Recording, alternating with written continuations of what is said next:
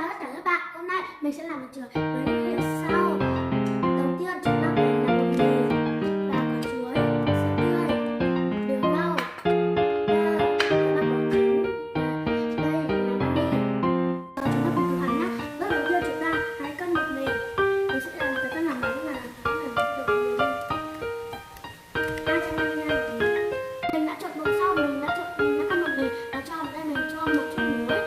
Xong mình cho bột ngọt và cho bột đã khuấy đều lên cái thành phẩm này. Bây giờ mình sẽ bóc chuối nhé.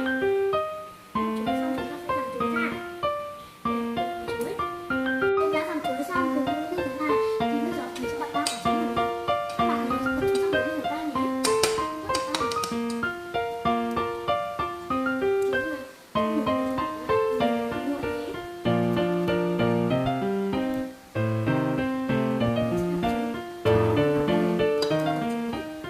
Hãy